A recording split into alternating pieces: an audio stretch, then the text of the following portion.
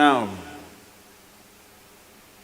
the essence of all this is, first thing is to understand the nature of how existence is happening. Either you can look at this, or you can look at the atom, or you can look at the universe. If you want to look at the universe, it is complex, it is difficult because you don't have a gallery seat, you know. There is no… it is not like a stadium, you can sit somewhere and watch the whole universe. Very difficult, you can only see it in pieces.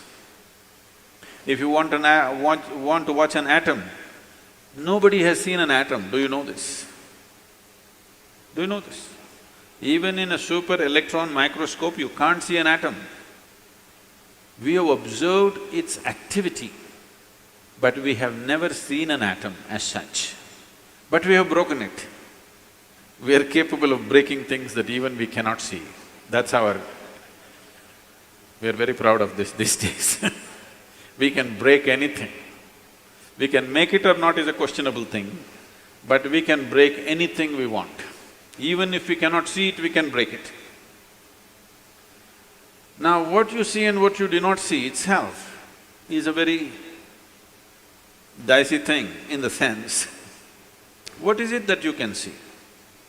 Right now, can you see my hand? Yes. You can see my hand only because my hand stops light. If my hand did not stop this light, if it allowed light to pass through, you wouldn't see this hand, yes? Or in other words, right now your visual apparatus can see only those things which stop light. Anything that allows light through, you cannot see it. You cannot see light itself, first of all. Can you see the light that is here? No, only whatever stops light, you can see it. What does not stop light, you cannot see it. Very bad, isn't it? You must be able to see all those things which allow light to pass through, because they are important things. But right now your visual apparatus are trained to see or capable of seeing only that which stops light. So the whole process of seeing life the way it is means, first of all, evolving an eye, a thoughtless eye, an eye which is free of thought. When I say free of thought, it is free from the taint of memory. Right now, these two eyes are heavily loaded with memory. So you can see this. If you see a group of people like this, if you just casually look like this, if among these hundreds of people, if there is one face that you're familiar with, you will see suddenly that face sticks out. Have you noticed this? Have you noticed this? You're going in a street, there are 100 people standing there. Your friend is among that.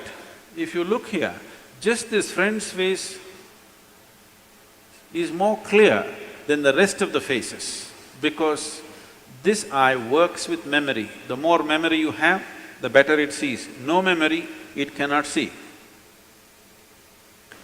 Memory means an accumulated past. Memory means information. Memory means that which does not exist but acts out as if it does. Memories are more real than reality, isn't it so? Yes or no? So I want you to understand, everything in your life is run by memory. Not just your computer stick, everything in your life. When I say memory, not just what you carry here, your very body is a body of memory. Why? If you eat a banana, it becomes a masculine body, and if she eats a banana, it becomes a feminine body, is simply because of the memory that it contains, isn't it? The information that is stored in this body and that body is different. Same banana, it becomes a man, same banana, it becomes a woman. Yes or no? Huh? Are you eating different types of bananas? Same thing, same food if you eat, it is becoming one way. In one person it is becoming dark skin, in another person it's becoming fair skin. How? The memory that you carry. Do you remember your great-great-great-great-great-grandfather? You don't. But his nose is sitting on your face. Your body remembers, isn't it? You may not have no idea who it was, but your body remembers even today. 1,000,000 years ago, how your forefathers were, still it remembers, isn't it? So what you call as my body is just a body of memory. And eyes are loaded with memory. An eye which is loaded with memory, an eye which is corrupted with memory, cannot see anything the way it is.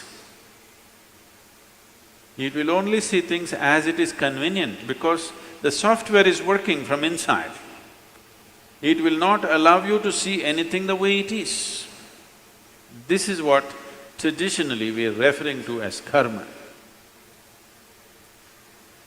It is there in your body, it is there in your energies, it is there in the way your chemical reactions happen, it is there in your brain, it is there in your mind, it is there in everything. In the very physical energy that you carry, there is memory, because you will see each person's energies behave differently from the other, simply because of the type of memory it carries.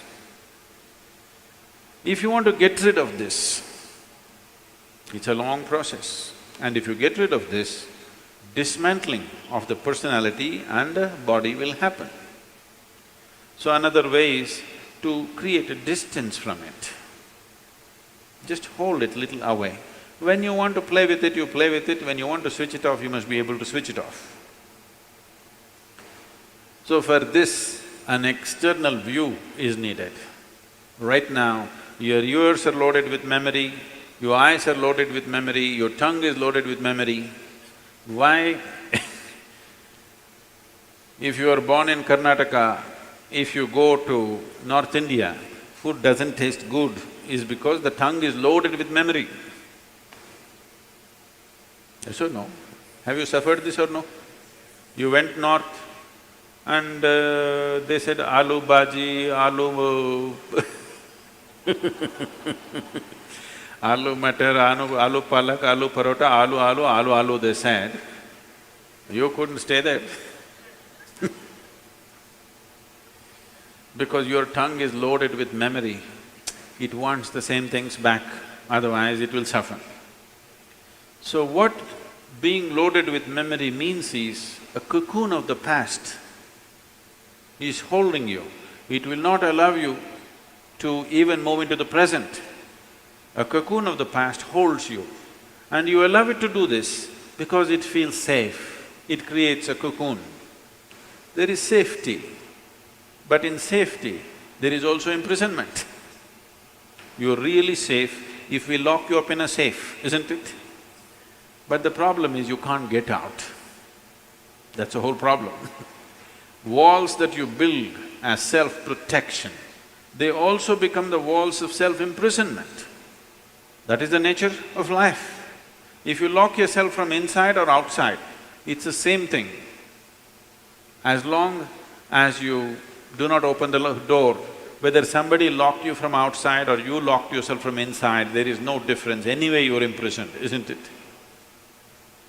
At least somebody locked you from outside, you can at least complain and scream. You locked yourself from inside, you can only be depressed.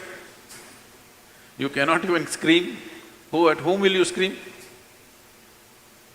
So this process of what we are looking at is the memory imprints itself on all levels, right up to the elemental level. From the 5 elements which function here, from just after that, memory's work starts. So when we utter the word karma,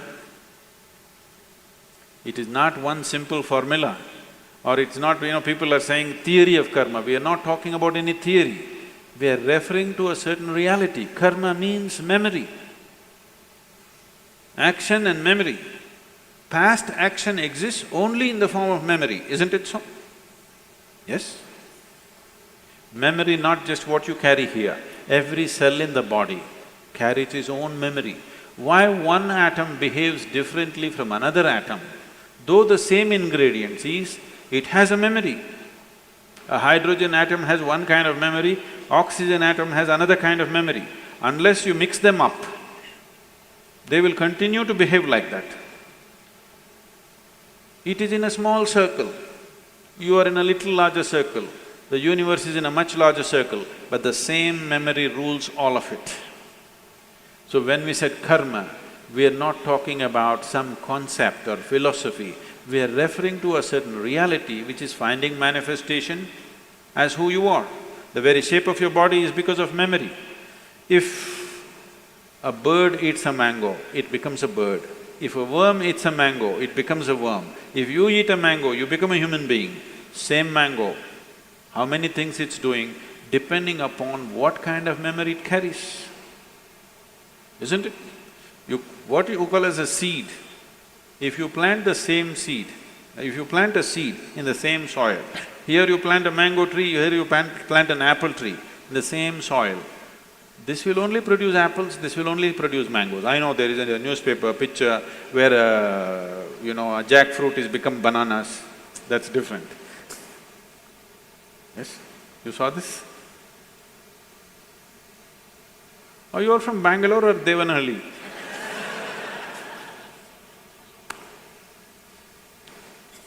No, you didn't see this. A bunch of bananas are coming out of a jackfruit for some reason. And that's a freak. And that's happened because of some mix-up. We don't know who did the mix-up. But essentially, if you… in the same soil, if you plant an apple seed and a mango seed, this will only produce apples, this will only produce mangoes, because seed is a certain amount of memory, isn't it? Whether it is a seed of a plant or your father's seed which enters your mother's womb, it is just memory and memory and memory, isn't it so? This is karma, and this goes right back, right up to the elemental level, everything is memory. Only the pure element is free from memory. So the idea, when we're starting off Bhutesha, because that's the most important thing, that he mastered the elements, that's why we bow down to him, because he mastered the elements, he has an eye which has no memory, a taintless eye which sees everything just the way it is. So yoga essentially means developing an eye which is not contaminated by memory, which simply sees. It does not see things the way your memory perverts it, it simply sees everything the way it is. This eye will see those things which do not stop light. Right now, these two eyes can only see what stops light. If you start seeing something that does not stop light, that means another dimension of the eye is beginning to function.